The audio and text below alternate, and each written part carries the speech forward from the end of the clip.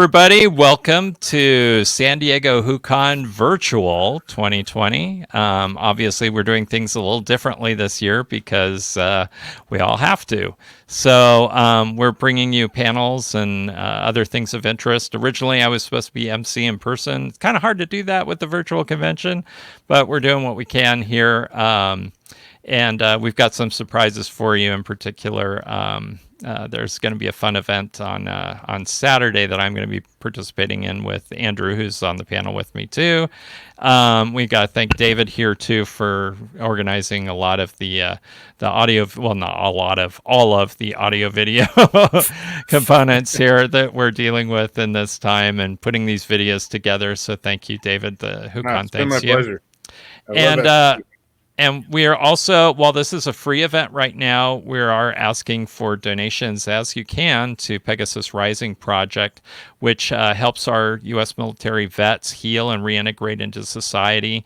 They do a lot of work with horses, and there's something special between working. I'm an animal lover, and I'll tell you, just working with animals and people, there's special bonds that can transcend a lot of different issues for people and get them out of different spaces and really into being. So it's a really great project, and it's a charity that we hope you may donate to if you like what you see here. So thank you very much. So I guess we're here to hang out, have some fun, chat for a bit on Whovian topics and so forth.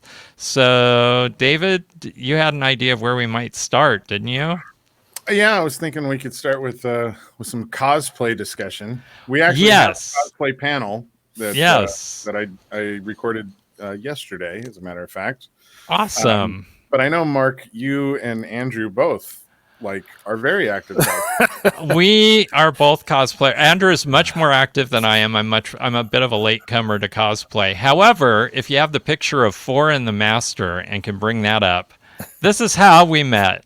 Yeah. So Andrew was working in the dealer's room, and he was dressed as the Fourth Doctor, and I came in as the Master, and I was like, Doctor, what an unexpected surprise, or something like that. And then we just bantered in character and had a really good time. And I brought him over. This was actually at the tea that we had that day, and I was sitting at a table, and one of the ladies that was at the table had said something about the Fourth being her favorite Doctor, and so I pulled Andrew over to take some pictures with her and stuff. And I just always been impressed with Andrew's cosplay. Not only is it spot on in the look, he becomes the character, and it was like meeting Tom Baker way back when. So for me, it was a lot of fun, and he's so good at improv. I mean, I've trained a lot in improv myself, so there's a lot of yes-anding and accepting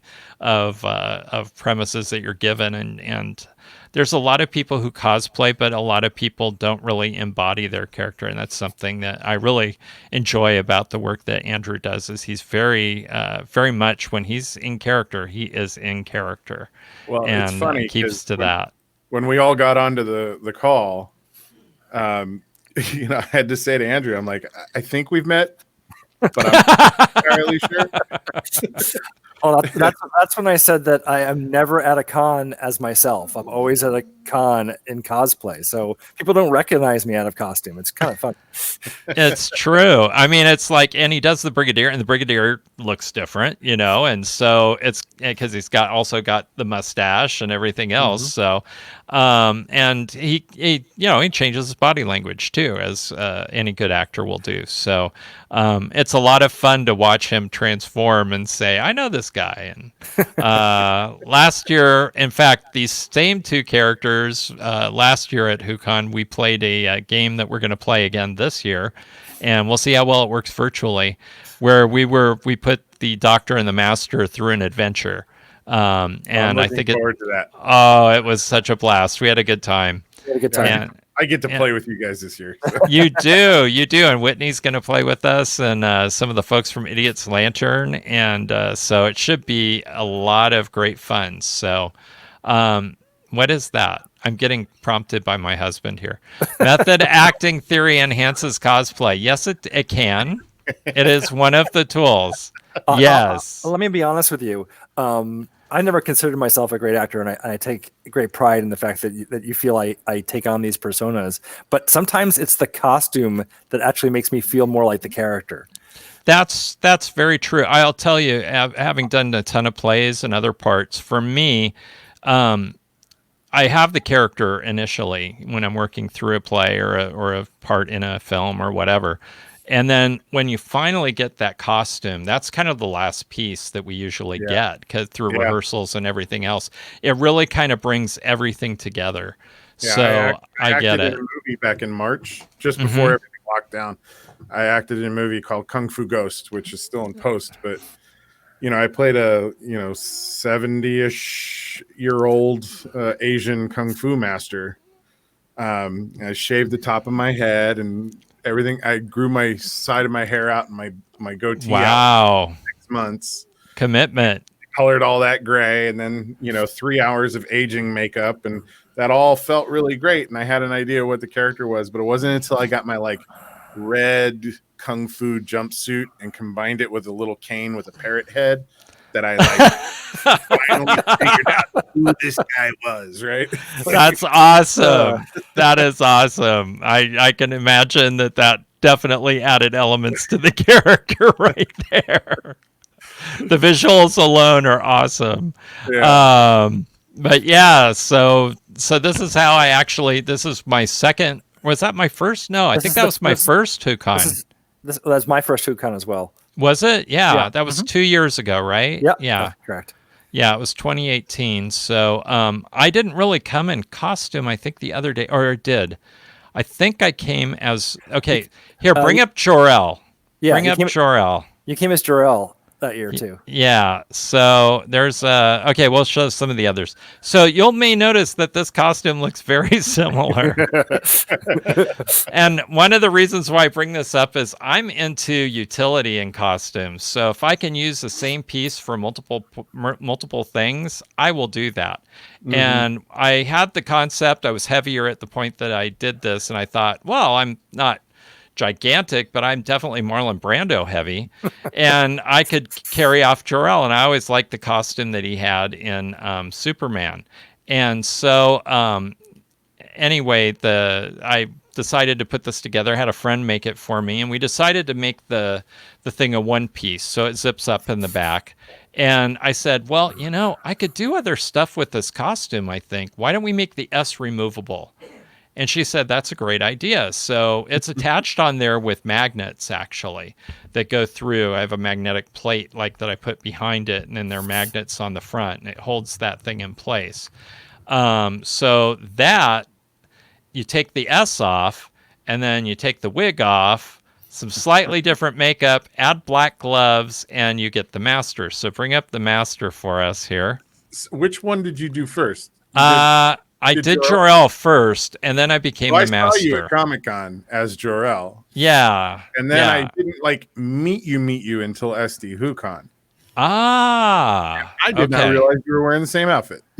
Wow. Yes. And see, that's the thing. Isn't that amazing? It's a totally different outfit here. It becomes something different. And that's just with here. The only thing different is the fact that I took the S off. I am wearing black gloves. And now the master really, he wore a Nehru suit. But this has the same type of collar. He sometimes wore a robe. He wore different costumes on different planets sometimes. So he did wear different costumes. In our cosplay panel, we talked about it. It doesn't have to be 100% accurate. It has to have the spirit of the character that you're playing. And that's what this does for me, I think. And I mean, people instantly recognized who I am. And what you're doing here. Right. And I'm wandering around, commanding people to do stuff, hypnotizing them, telling them that, I might let them live or whatever because they amuse me. So, all the fun types of things that the master would probably do. Now, there's a picture of Snape in here, too. That's not Snape. That's Gambit. We'll get to Gambit. There's Snape. Oops, go back. Yep. I think we missed him. There we go. So at the Comic-Con Museum, it's a little blurry for me right now. Is it starting to resolve for you guys? Yeah, it's all good on mine. It's probably my connection. Okay. Anyway, it's the same costume with a different shirt underneath. That's kind of a little archaic type shirt, and then the wand, and then a wig, and some slightly different makeup, and it's a different costume. So You get one that piece, and Shakespearean I've got collar thing going. Yeah. yeah, I've got 3 different costumes out of it. So it's kind of cool that I could do that, and it actually worked. And again, people accepted me as Snape, and it was kind of funny because a lot of people don't recognize me when I do these characters, just like Andrew goes through. So they go, "Oh my God, it's Mark!" You know, they go, "Who is that? That's a really good Snape," or whatever. And it's like, yeah, that's me. And at the end, I think Sue called us up. It was a volunteer dinner, and they were giving away raffle prizes. And one of the last ones was a big Harry Potter thing. And she called. They said, "Is Professor Snape here?" And they summoned me up there, and they go, "Wanted you to draw the thing for the Harry Potter prize." And I just backed up and stiffened, like, oh God, Harry Potter. And everybody was cracking up, because carried the character through. So anyway, but that's what we actors do, and good cosplayers do the same thing. It's a form of acting, really. It is to do this. And Well, and I think that's one of the beautiful things about cosplay is it gives normal people who, yeah, I think at our core, most people have a desire to perform a little bit. I think so. And the cosplay allows them to don a character, oftentimes in ways that hide them pretty well, Yes, and gives them the freedom to play like a child and do not it safely. feel guilty about it. Yeah, Yeah, do it safely because you're not risking yourself. You're especially being the this cons, character, right? Because the cons, right? everybody's super supportive of everybody's work. Mhm. I don't remember anybody tearing anybody down for anything they tried to do. It happens on occasion, but it is rare. I think for the most part, people are very supportive of other people coming in costume and really like to engage them. It's funny because some people just wear the clothes, but they don't want to be the character, and that's fine. Mm-hmm. And then other people want to totally be the character, and then other people are just well, what am I trying to say? That they some people wear it part of the time, and other people they're very committed to that character, and they'll keep the thing through the whole. Some people go full method thing. Yeah, they do, they do.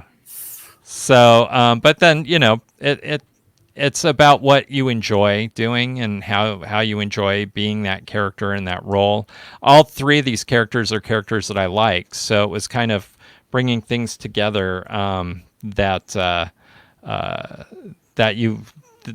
bringing things about the characters that you like together. Now, this costume happened to work for these 3 characters really well, but they're all 3 characters that I enjoy a great deal, and I knew I could do a good job being those characters. Well, and honestly, if you threw on a Kylo Ren helmet, oh yeah, that's true. It could be Kylo Ren too, couldn't it? It really could. It very much has the Kylo Ren thing. Thank you. Now I get a 4th costume out of this thing. Best money I've ever spent. There you go. I am not a crafter of stuff, though. I don't tend to make my own costumes. Andrew, you don't either, do you? No, I really don't. Although Sasha does help now with a few of the items, but I have a few costumers that I frequent that really put my costumes together. Of course, most of them are in the industry, so yeah. That makes a big difference when they are. So I do look for sales. I have friends who are costumers as well. And so it's good to have those relationships. But I'm also looking for different types of things. And I find elements that I can put together and wear in multiple costumes. So I have a jacket that I do that works for a pirate thing. It works for a Russian thing. I've used it for... I used it for a Dia de los Muertos type of thing. It's black with this gold trim. It's kind of this black brocade, and it's kind of timeless in the way that you can work it. And I even did that as underneath my stuff when I did the Sith Lord costume. You want to bring that one up? I'll show you that one. This is for when we did a Comic-Con villains thing. That's my husband, Eddie, right there. He was being the Emperor, and I was being my own sort of original Sith Lord character. And I had this sort of cowl that was over the jacket in this case. So, but yeah, I do makeup work, so that's something that I am comfortable with. So I don't tend to get help with my makeup. But I like to buy pieces and bring different things together and make it work. I use a lot of wigs. And makeup and appliances. I love props. I'm big on props. So fact, I'm working on getting my own tissue compression eliminator put together for the master. I don't have one yet. Andrew says he has one, I so do I'm have jealous. one. I do have one, and I know who built mine. So, Oh my gosh. so you just let me know. You and I seem to have do a lot of things very very much in common. I tend to apply my own makeup, and I have a lot of wigs, and I have a lot of props. So who knew we had so much in common? I know. And you also research your costumes pretty thoroughly too. I remember what you told me about maybe share with everybody when you did the brig. Oh, the brig! What a story! So I was looking for other Doctor Who characters to do other than just the Doctor, and I chose the Brigadier because I'm just like, I really like that character. I love Nicholas Courtney and his portrayal, and I'm like, I want to honor that by cosplaying the Brigadier. So I did all the picture research online. I went to my costumer here in Burbank, and he said, Are you crazy? I'm not building this. He says, there's no point in me building this. Just go online and find a vintage, World War II surplus British dress number 4 uniform. I'm like, oh, I didn't think about that. So that very day, I went online and I went to eBay UK because I figured, well, I'm not going to find that really in the States. So right. To eBay UK, and I found a whole bunch of auctions that matched up to pieces there, and I tracked some of them for a while, and then I found this one auction for pretty much almost the entire number 4 dress uniform. Wow, vintage, and it was all my size. Like, God, it was really unreal. And so I'm like, this is too good to be true. So it came with the coat, it came with the shirt, the tie, the coat, the pants, the shoes, the 2 hats, wow, and the leather gloves. Wow. And I'm like, you scored. Yeah. So I'm sitting there. It's in the UK. I'm bidding on it. I'm like, I know I need to put in a bid, but do I need to wait till the last minute for bid on it? So I kind of waited till like the last couple of hours, and I put in like a low bid, and then obviously with a higher cap in there. I ended up getting the entire thing for about $150. Oh my God, that's awesome! Which is crazy. And so then I got to the States. Of course, how much did it take to ship it to you, though? Not that much, believe it or not. Well, that's good. That's good. Probably, I probably was shipping probably about $200, but for almost the entire costume on its own for $200, that was ridiculous. That's great. And it fit. And it fit because you could easily spend that much money just getting it retailored to fit. Oh yeah, totally. So yeah. I was blown away, and then we just had to do we did little things. So I worked on the unit patch that goes on the side. So I designed that. And then my customer dyed the felt for that. And then I ended up making like 20, 30 of them because I'm like, I'm not just gonna make one, I'm gonna make a bunch so people can have them. I researched the metal bars with a UK historian who looked at me and said, I showed him the pictures. He goes, this makes no sense. These campaigns would never have gone together. So they just pulled it off the rack at BBC and stuff. They didn't. Nobody cared. Nobody cared. And I literally said to them, I said, "This is just a reproduction of a costume piece on a TV show." He goes, "Oh, okay, then I don't care." That's cool. Yeah. So, and then I just picked up the pieces, like little epitaph things and all the pins, and I kind of pulled it all together, and yeah, it blew me away just how lucky I was to be able to put that together. And now having done a lot of the research, now people come to me and say, "Hey, I love your brig. How can I put that together?" And then I can at least direct them to the right pieces and places. That's awesome. I mean, that I have a lot of respect for that type of historical cosplay too. I mean, most of what I do is kind of fantasy. I don't have a lot of characters. I don't do a doctor right now. I mean, the closest I get is kind of the suit. It's hard to get it in camera here, but we'll see what we can do. I'll put you full screen. Hold on. There you go. So I have a picture though that'll show. I think I gained a weight here on COVID. But we're bigger on the inside on the Tardis here anyway, right? So I love that suit. It's a great suit. Whoops. Okay, get in focus. The autofocus is not working. Hang on. Turn it off. Turn it on. Are you going to come back? Ah, it's not coming back. Hold on. Let me see what I can do now. Yes, no, maybe. Nope. I screwed it all up. Hold on. Well, Hold on. this actually segues great into one of the topics we're supposed to talk about. Okay. Okay, which is Virtual conventions. ah. Are they going to be what we do forever? I don't know. I don't know. Let me see. Maybe if my face goes up, it'll figure out that I'm a face. No. Oh, Yeah, Yep, yeah. there it is. it did. It figured out I'm a face. It couldn't track a face, so that's what it is. It helps to have a little bit of tech knowledge sometimes in these things, and that's segue into virtual conventions here. Tech knowledge will help a lot for that type of stuff. I think there's been a lot of stuff. This is the third or fourth. I did Lockdown Con and I did Comic Con at home. I think this is just the third for me, convention wise. So, but it's been a lot of fun.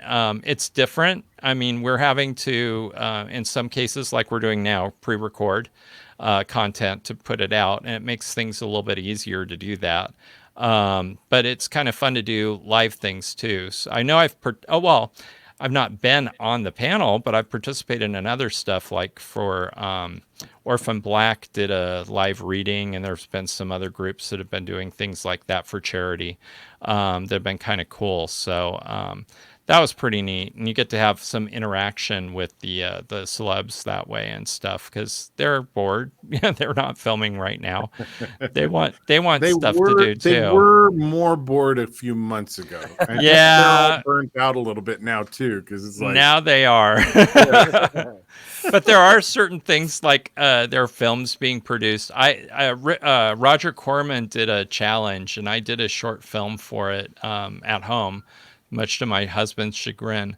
It had to be. What were the limitations? It was their first quarantine challenge. You had to film everything on your own phone. It had to be on a phone or mobile device. That's why I didn't do it. Yeah, it had to be in your property, and you had to observe safe social distancing and all that stuff. And it had to use natural lighting. It couldn't use any specialized lighting. Right. So I did it, and it could only be a certain length. I couldn't remember, what, 5 minutes or less or something like that. I can't remember. So I did a concept. I did the film, and my husband was going nuts. He said, I'm only going to let you do some of these takes once. And I incorporated lines for him in this one part at the end. But actually that challenge was fun. It was something different to do. And, but I'm part of a group called the Script Teasers here in San Diego. And what we do is we review, we do cold readings of new plays, and help the artists develop those for sale, for production, things like that. So we had to go to a Zoom model as well. In fact, this Friday I'm going to be doing, which I don't know when this airs, so it might be before or after, but we're doing a live reading of a playwright who has actually won some Oscars for documentary filmmaking. So it's a full-length play. Normally they're one act. So it's been a lot of fun. It's been some challenge, but it keeps us into things. I'm still going to film on location soon, so I'm waiting to hear about that for a series that's going to be on a major streaming provider. I can't say more than that. I can say the name of the project is still, unless they change it, is Origin Beyond the Impact, and I play a Russian scientist in that. It's science fiction oriented.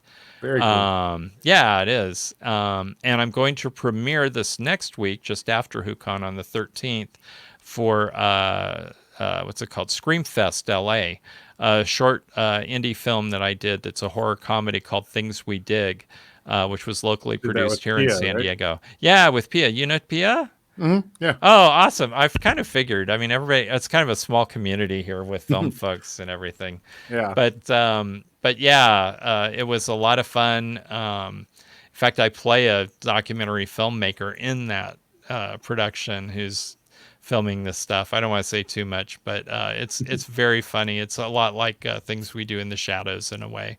That's great.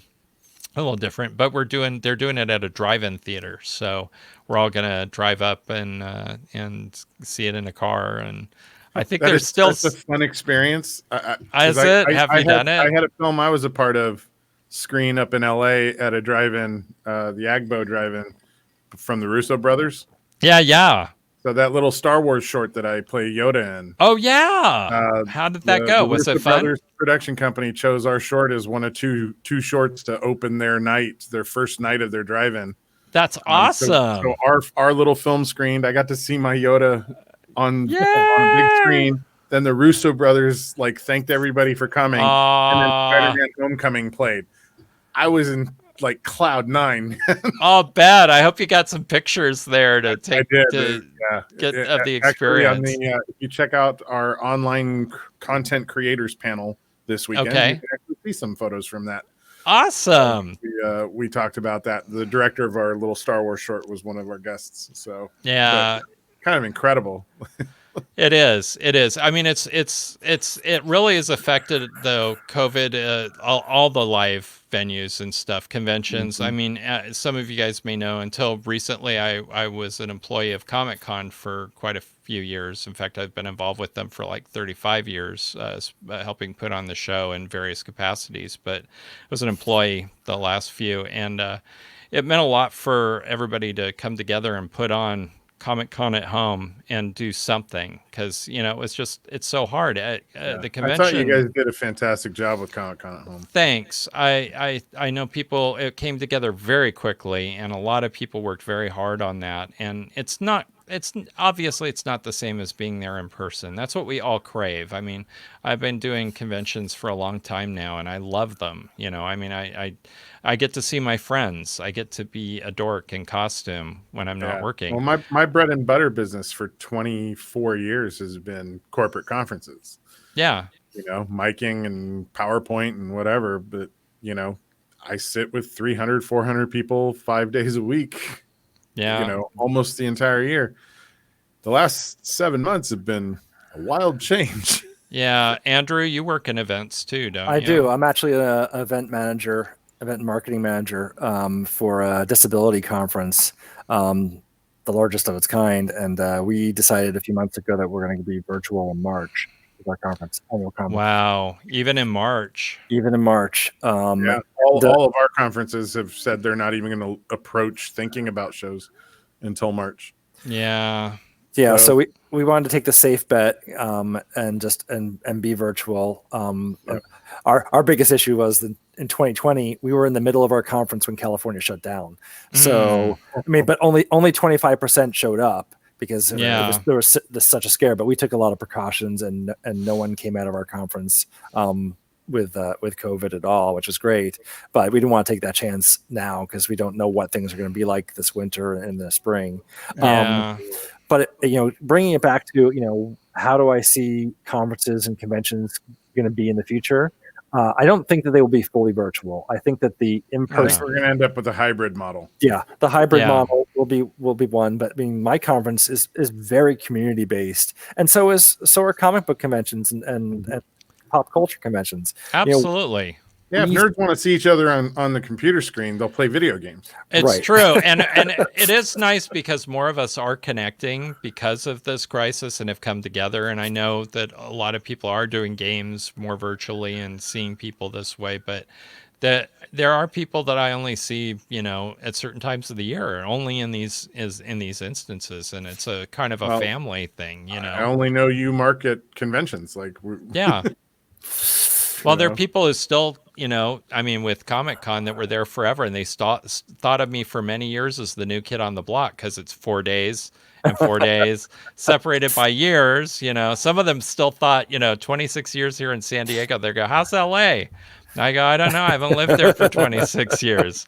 And they go, "Really?" And I go, "Yeah, it's a long time ago that I moved down here." So, but yeah, it is funny how con time is a little bit different that way because, we all get a little older, but at the same time, it seems like the clock has stopped in a way and we're back together. I think the last con that I went to in person was shortly before the shutdown. That was Comic Fest here in town in San Diego. Mm-hmm.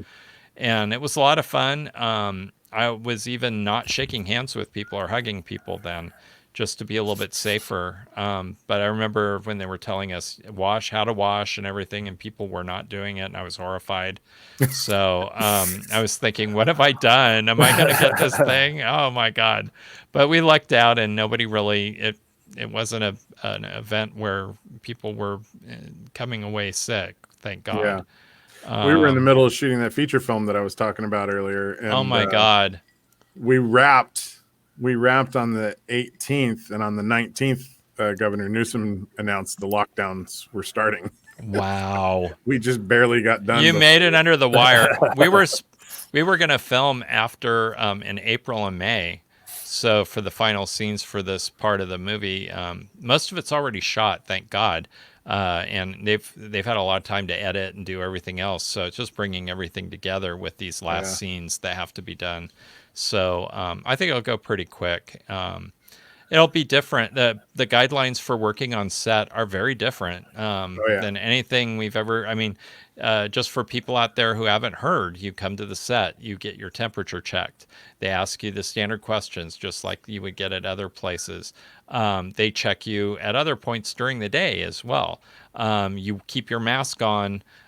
Except when you're being worked on for makeup, or if you're actually performing, then you take your mask off. But the crew will keep their masks on for the most part. So it's, and then of course, craft services is a different world. So none of the wonderful things that you can scoop out. No, everything's sealed. You touch it, you buy it. You basically that's yours. Thing of the past. Yeah. So there's no buffets. It's gonna be all prepackaged stuff, and Well, speaking of all these changes, my first SD Hookon was right before Jodie Whittaker took over. Oh yeah. We've now had 2 seasons of Jodie Whittaker as the Doctor. Yes. What did you guys think of those 2 seasons? And my tone maybe tells you a little bit of how I felt, how it went. Although I'm not hating, because I'm sporting her TARDIS. Yes, you are. I support Jodie as the Doctor. I like her a lot as a person. I like the Doctor that she portrays. I don't think all the scripts have been the best for her. Yeah. I do like the companions. I think that they're interesting. I've gotten to know them, and I've gotten to really like all of them.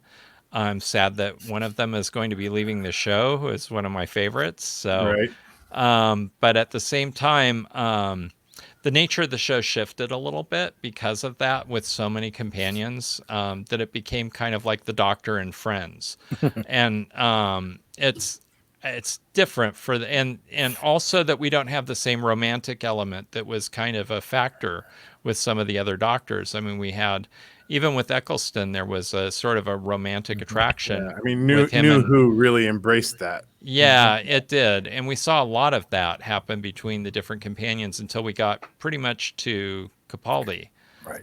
And then it changed. And they made that really firm with seeing Clara there. So, what she had to go through with Capaldi. Although I wished in some ways that they would have had a cleaner cut. I would have preferred that we would have gotten to see more of Bill, because I loved Bill. Bill is one of my favorite companions of the new Who, and I would have loved to have seen another season of Pearl Mackie doing that character, because she was brilliant, and I thought a lot of the scripts were there. But we're talking about Jodie, and Jodie Whittaker. I felt like the plethora of companions for Jodie reeked of kind of studio being scared about their first female Doctor and not being able to maintain the audience on the power of her alone. I think that might be the case. I can't speak for their decision-making process, obviously, but it did change the nature of the show a little bit. I do like her Doctor, though. I like the fact that she's brought a lot of fun. I love how hopeful she is. And she's hopeful. Yeah, she's hopeful. Yeah. She's fun. She finds a sense of adventure and excitement in so many things that I really love, and that she brings to the character. I like the new TARDIS design. I think the new TARDIS is really cool. The new sonic screwdriver is kind of cool because it's kind of got this organic element to it with the crystal and everything, and the design. At the same time, the scripts have been and a little uneven, and there's ones that I absolutely thought blew it away and were amazing, and then there's others that I was kind of like going, oh, okay. But that's been true of all of the seasons of Doctor Who to me. I think everybody's had good and bad episodes, but I would say that the second season, am I thinking back to all of it?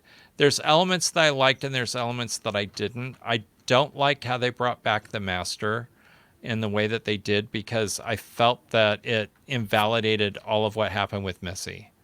Yeah, I can And agree with that's that. it's not because of his performance. It's not his fault because he's performing the character as it's been written and it's been communicated. But I believe that Missy had gone through a transformation. Now it's like that's been forgotten.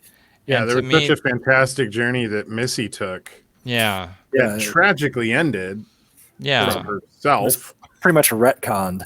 you know, and it then it's was. like, forget that any of that happened. He's back Yeah. to being insane. And I You mean, know? she had a huge epiphany. She changed, in so many ways, and it's like, okay, and now you get a doctor who's kind of like, the Master who's insane, Yeah. and it's kind of like lost it, and maybe some of that is because of the discoveries that he found on Gallifrey, and some of that, but I Yeah, don't know. I feel a little bit like that storyline was done with the Sound of the Drums already anyway. You know, Yeah, like it felt like a rehash, but like a not quite as good rehash of the previous yeah. story that was told.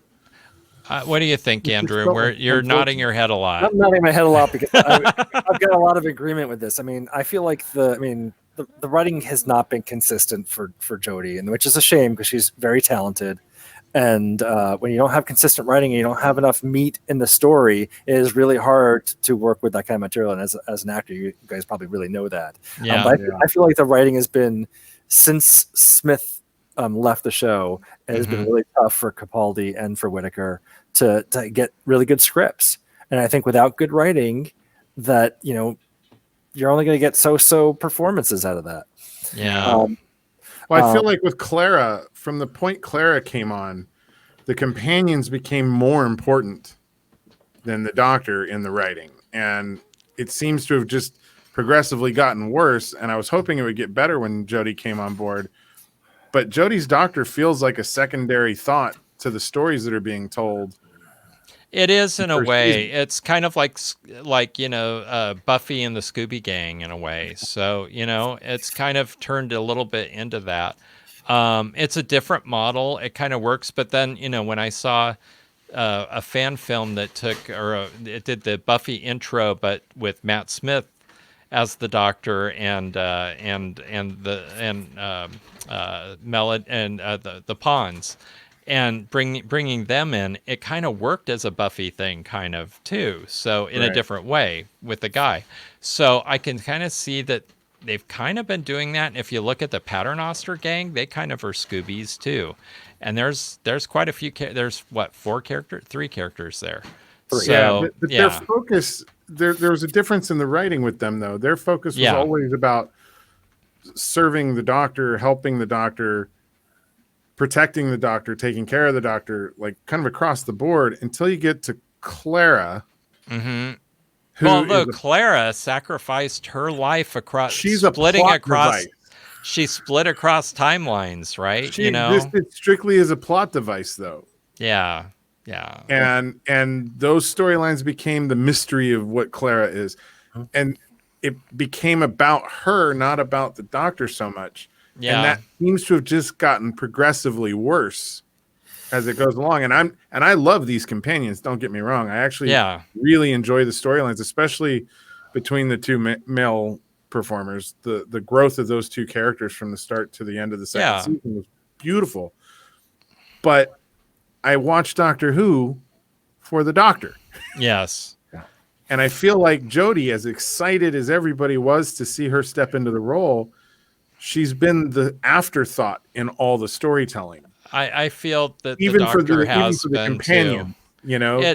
There are some episodes where she's really gotten to shine, which has been great. But I do think that really has been more a companion show than it is about the Doctor. I would agree with that.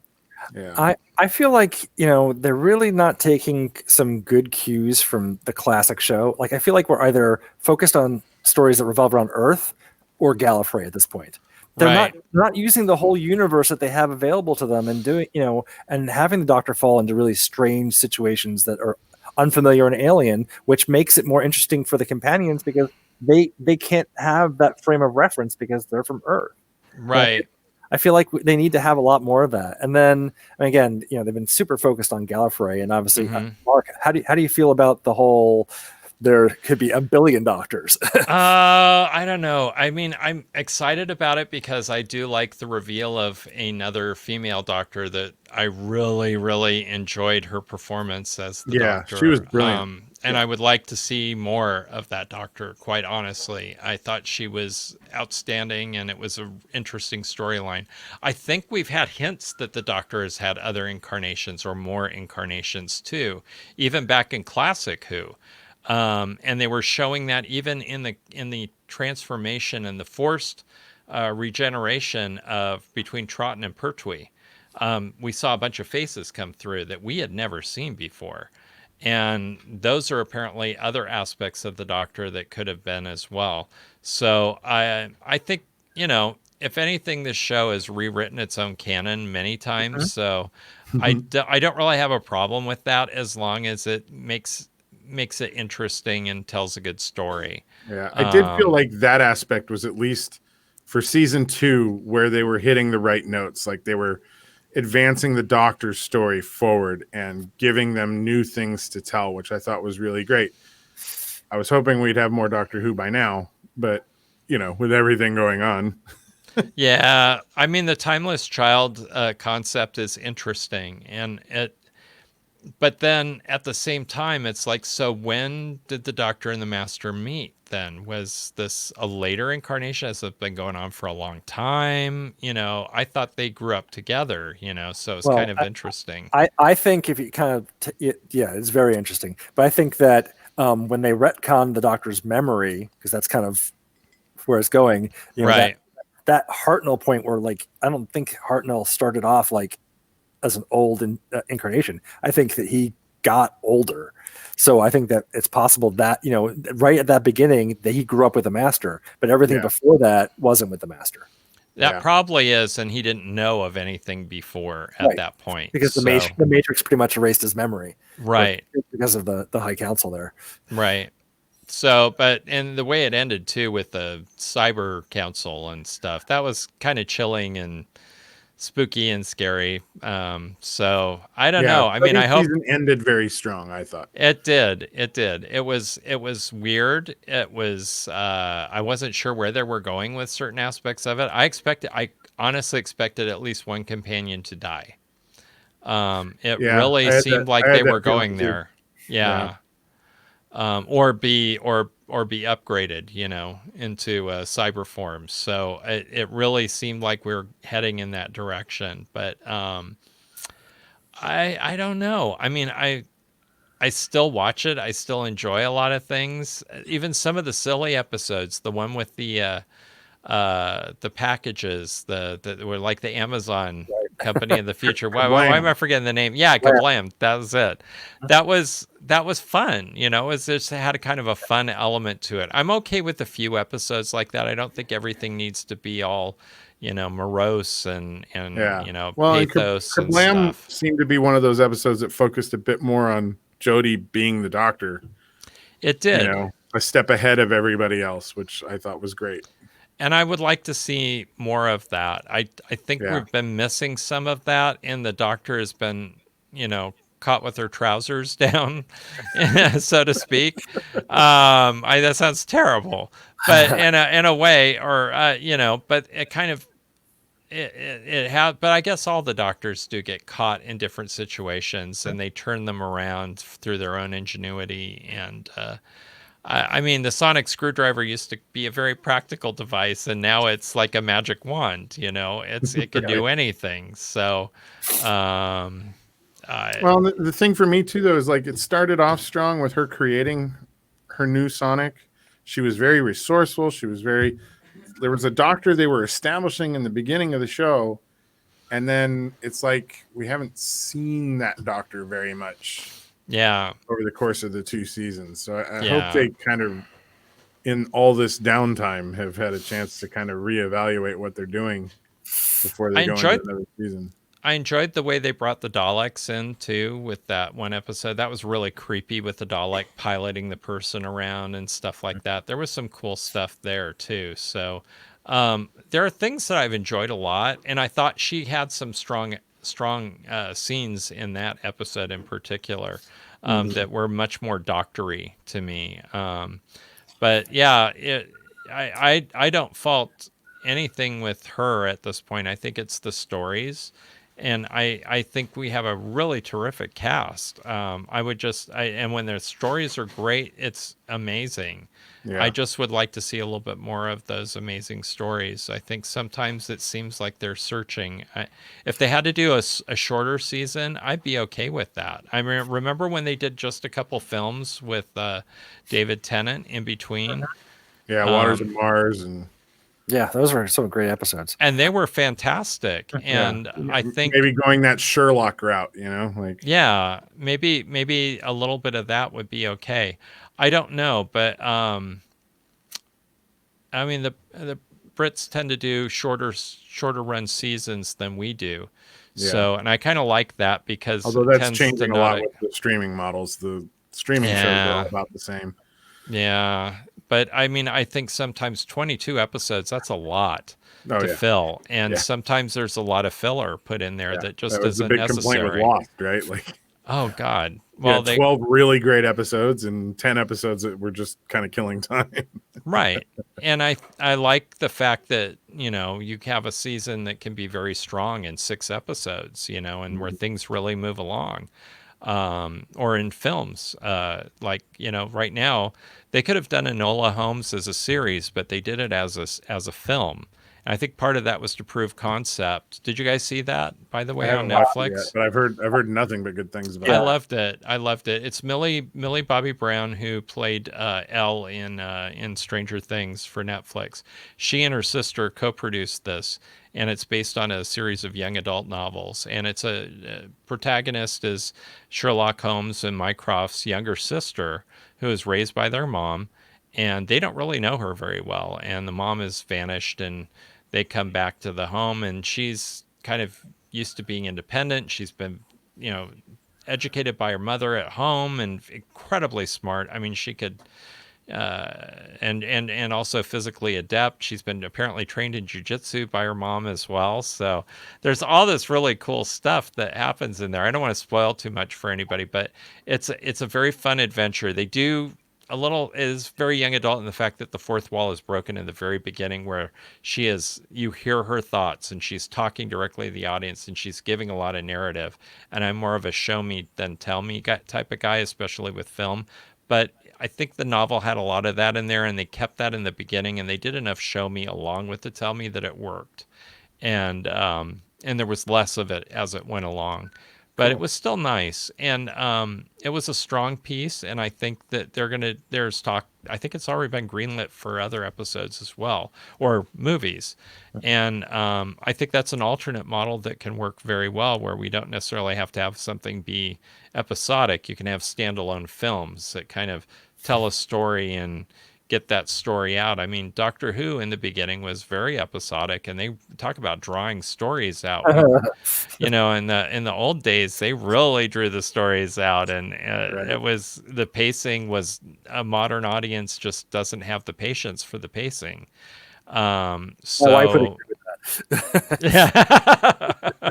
Really? If she tried to watch them? Oh, I've been slowly binging her on things that I love, and we're we just did Star Trek, and that we've been working on Doctor Who, but of course we're starting in the beginning, and she's just like, "Are you kidding me?" And I'm like, just get through the first lot, and and the special effects are so bad, I mean, shoestring BBC budget. Just you know what? You have fun with it. Make a drinking game. How many wobbly walls you can see. But it is kind of amazing what they did on a budget and how long this show has lasted. And I mean, I like to look back at those original seasons of the early Doctor Who and just say, it's Britain. They're theater people. yep, This is all stage productions that just happen to be filmed. That's the way it feels. it's true. It is the longest running science fiction TV show, and without the beginning, we wouldn't be here. So That's quite true. Right. That's quite true. And I have not seen a lot of those beginnings, so it's nice to have the opportunity to do that. These I have them all on days. DVD, so feel free to come on over. Well, and Doctor That's a deal. Who is now on HBO Max, right? Like, I think so. I think that's where it moved over to. Modern Who is on HBO Max. Yeah. Classic Who is on BritBox. It's on BritBox still. Yeah, that's where I remembered it being. but it's an odd time, because when I was in high school, I had friends who were into Doctor Who. I didn't get into Doctor Who till much later, but I had friends who were into Doctor Who when I was in high school who, they watched the Fourth Doctor on PBS because that's all you could get, and they were figuring out how to buy tapes from people in England. Yeah. Well, I've said it before. My first mail Doctor was Peter Cushing, that in the movies, and so of the Daleks, and when I finally saw on PBS, I lived in Northern California growing up, and it's whatever it is, KQED up there. It was on our PBS station, and I was watching, and all of a sudden I thought, wait, it's a phone box. It's bigger on the inside. It's the same character, and it was with Pertwee, and I got to see maybe 2 storylines of Pertwee, and then I got into Tom Baker. So I was heavily into that from that point forward. So that was I missed out on a lot of the other stuff. I didn't get to see that, and it didn't air over here. I got to, I was one of the people who could actually, set the clock on my VHS recorder. So I was recording as much as I possibly could off of my PBS. That was great. I got to tell you, I love the fact now that they're also doing animation of some of the adventures that are lost to film. Some of the lost episodes. Yeah. Yeah. Great. Recording tonight on BBC America. They aired, I think they were airing the Faceless ones. Oh, awesome. Right. That's great. There's so much great content. I also love the fact that we have things like, the Big Finish stuff where they're bringing in all sorts of characters and giving them a life. I mean, Eighth Doctor, actually has a lot of stuff that went on. We actually talked about that with Jason from Big Finish in our panel with them. And we talked a little bit about when Moffat referenced the companion. Oh, yeah. And kind of how that felt for all them at Big Finish, because Moffat actually called them and said, "Hey, can you give me a list?" Yeah, they made it canon. He made it all canon. I want to make sure I get these right. That's awesome. Well, there's more Eighth Doctor content in the Doctor Who universe than any other Doctor now. Yes, and actually, he's a favorite Doctor of mine. In fact, if I were to be the Doctor, I think I'd have some of the Eighth. And I have some of the second Doctor. And the more I've seen him try, I'm kind of a goofball, and kind of, but I also play tin whistle, and better than he did. And but I would bring back Venusian Aikido big time because I'm a martial artist. So I'd have to have that thrown in there on top of it. But yeah, the Big Finish is pretty amazing with what they were able to bring. Strangely, as far as companions go, Dr. Grace Holloway, who was in that movie with him, is the daughter of a friend of mine in that group Script Teasers I told you about. Her daughter, Deanne Patton, her daughter is the actress who plays Grace Holloway. And her son was also in the old and new Twin Peaks.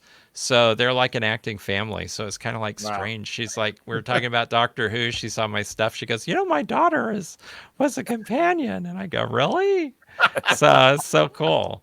But she doesn't, I guess for rights reasons, she can't play Grace over at Big Finish because I think it's owned by a different production company or something because it's produced in America. Kind of that same K9 issue, yeah. Yeah, like K9. Oh, God, that K9 let's not talk about that K9 series. Did you guys see that? The Australian one or whatever it was? No, I didn't see it. Oh, it was bad. It's okay. I mean, it's K9. And yet it's not K9. It has nothing to do with the stuff. So Did you guys watch Class by any chance? I did. I Did you liked get into Class. it? I did too. Yeah, I thought it was okay. It was, it Yeah. was different for sure. I wish I'd seen more of Sarah Jane Adventures, but I did enjoy the bits that I did see of that. So that was another cool spin-off. But Well, and I love that they were able to bring her back, kind of revive that character, have some time with her and whatnot before she oh passed. yeah, it's so sad that she passed on and how she went. I lost my mother to breast cancer, so it's a terrible disease. It takes too many women from us, and it's still too prevalent. But we know a lot more than we knew then. So keep learning, and there's better treatment. So get those exams, ladies. Do those. Make sure you get your mammograms and. They can Detecting test all early that stuff. is Detecting better. early can help. Yep. And they can even type the types of cancer now and know what treatments will work better. So we know so much more than we used to. It's still, we've got a long way to go, and cancer sucks. So it's just a bad thing. Now that's so totally depressing. I'm sorry to take us there, but we did talk about Liz Sladen. So. This is 2020, man. Everything's on the table. Oh, that's true. That's true. But yeah, and of course, one of the best spin-offs for me of Doctor Who was Torchwoods. So, I love that series. I would pay good money to see more Torchwood. I would too. I'd pay good money to see Barrowman in anything. I would love a unit spin-off show. I would love a unit spin-off show. There is a unit. There are a couple Big Finish unit stories, I know.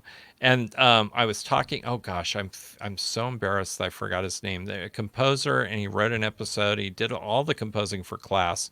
He does a lot for Big Finish. I talked to him at Lockdown Con. I'm forgetting his name right now. God damn it! Plays music with you and everything. Yeah, but he's gonna. He's been talking about doing a musical episode of Torchwood, and I said, "You have to! Oh my God, with Barrowman and everything, you gotta get those guys to do it." I know he would. I want to sing with John so bad, though. I do. I want to be part of that. I would do anything to share a stage with John Barrowman. We just need to get him to San Diego HooCon in the future. It's true. He's a very nice guy. I met him briefly, and he's just. He was cool, very cool. Yeah. I enjoyed meeting him. I enjoyed meeting, why am I forgetting? Actress who plays Gwen, Eve Miles. Eve Miles. Eve Miles was just so sweet. You could see so much of her character of Gwen is her. That she brought a lot of herself. I'm not saying that she can't act. She's a good actress. I've seen her do a lot of other stuff too.